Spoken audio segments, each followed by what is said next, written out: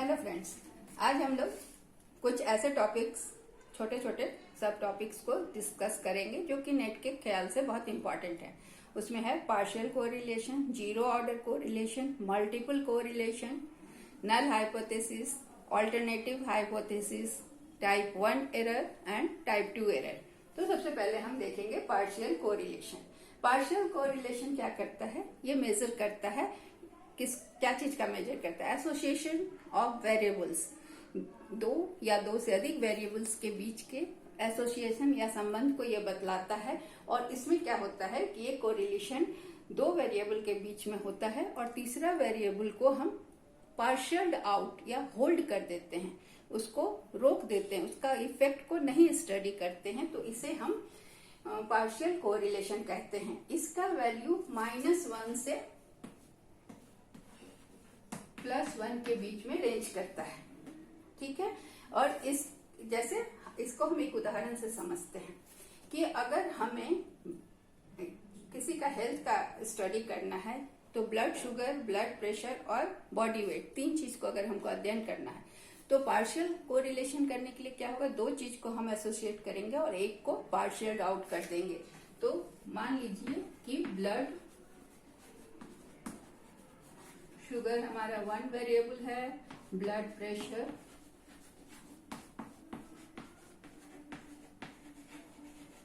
Second variable है and body weight third है।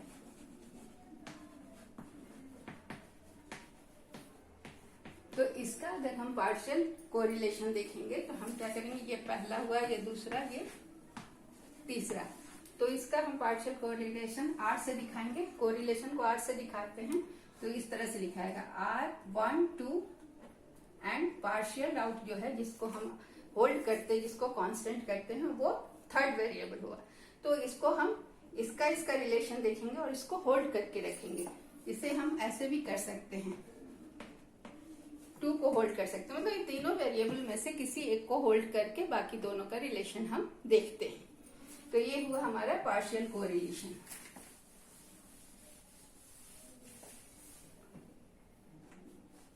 दूसरा है zero order correlation.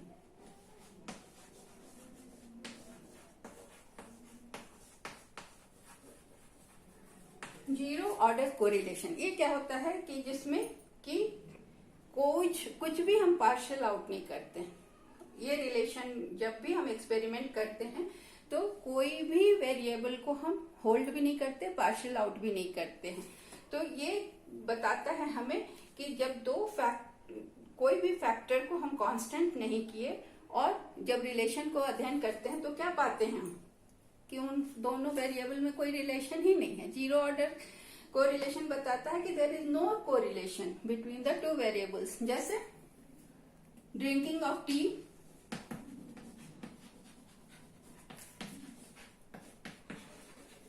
And intelligence. अगर हम अध्ययन करते हैं और हमारे पास ये दो वेरिएबल हैं तो इन दोनों के बीच में कोई कोरिलेशन नहीं है, तो ये इसमें किसी को पार्शियल आउट करने की भी जरूरत नहीं है, होल्ड करने की भी जरूरत नहीं है। तो there is no correlation, it is called zero order correlation. Clear? ये जीरो ऑर्डर कोरिलेशन में ऐसे वेरिएबल्स होते हैं जिनका आपस में कोई संबंध नहीं होता। तीसरा है मल्टीपल कोरिलेशन।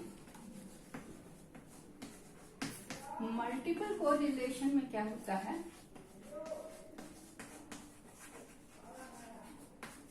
बहुसंख्यक सहसंबंध। इसमें क्या होता है कि बहुत सारे वेरिएबल्स के बीच में हम ये स्टडी करते हैं, बहुत सारे वेरिएबल का आपस में संबंध में जब भी हम मेजर करते हैं तो उसमें बहुत सारे वेरिएबल्स होते हैं।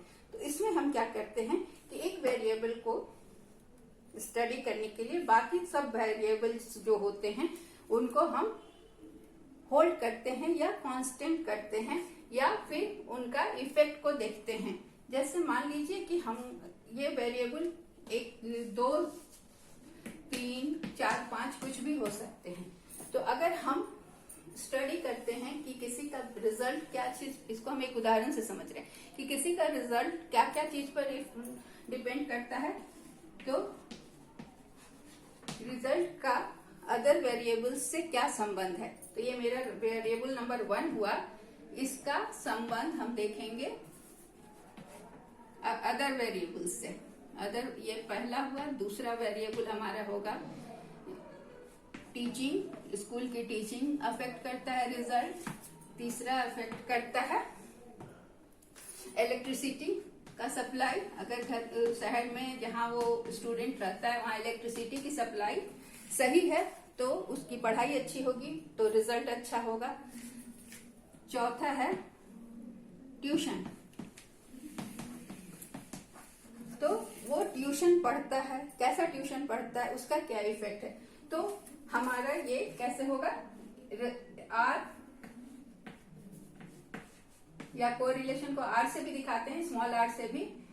R1 इसमें हमारा अलग अलग वेरिएबल क्या हो गया 2, 3, 4।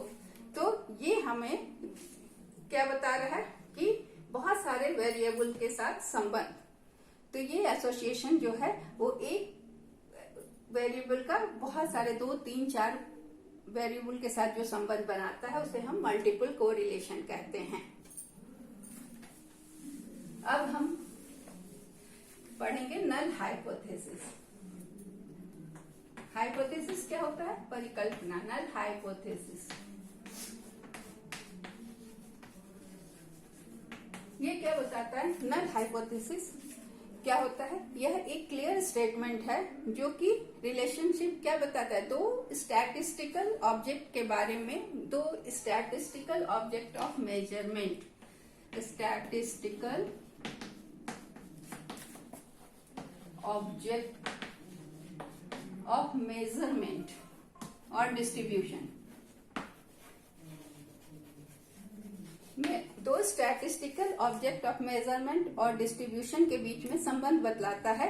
और ये बतलाता है कि कोई रिलेशनशिप नहीं है उन दोनों ऑब्जेक्ट या क्या कोई रिलेशन आपस में नहीं है। मान लीजिए कि हम केस लेते हैं दो पॉपुलेशन मीन का, दो पॉपुलेशन मीन, इसका हमको रिलेशन बताना है नल हाइपोथेसिस में। तो हम क्या बोलेंगे, नल हाइपोथेसिस में ये होगा कि दोनों पॉपुलेशन मीन इक्वल है। नल हाइपोथेसिस को हम H0 से दिखलाते हैं और यहाँ पर क्या मानेगा ये कि दो पॉपुलेशन मीन दोनों इक्वल हैं, बोथ आर इक्वल। ये मेरा नल हाइपोथेसिस हुआ, ठीक है। दूसरा है ऑल्टरनेटिव हाइपोथेसिस। ऑल्टरनेटिव हाइपोथेसिस क्या बोलता है कि ये बोलता है, और ये हो गया नल हाइपोथेसिस जो मान के चलता है कि दो पॉपुलेशन मीन है, दोनों इक्वल है। अब ऑल्टरनेटिव हाइपोथेसिस जो होगा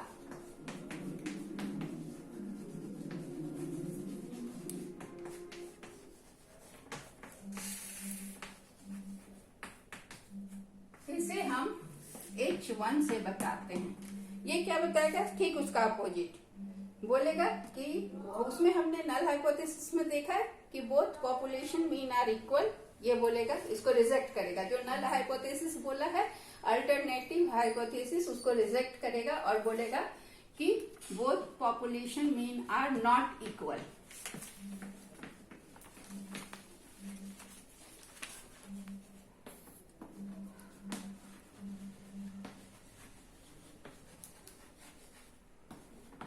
तो इस तरह से हम क्लियर हुआ कि नल हाइपोथेसिस स्टेटमेंट देता है कि बोथ जो भी मेजरमेंट या डिस्ट्रीब्यूशन का जो भी हमारा स्टेटमेंट है उसको बोलता है कि दे आर इक्वल।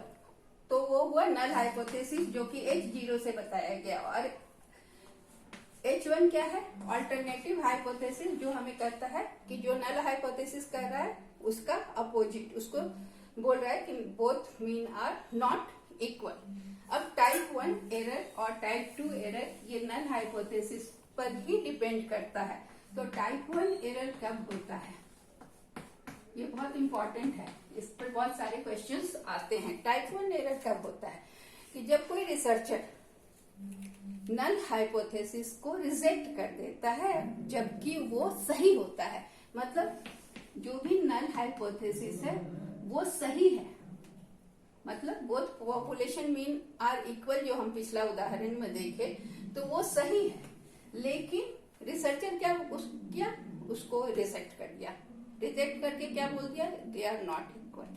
तो इसको हम कहते हैं टाइप 1 एरर। टाइप 1 एरर में क्या होता है, नल हाइपोथेसिस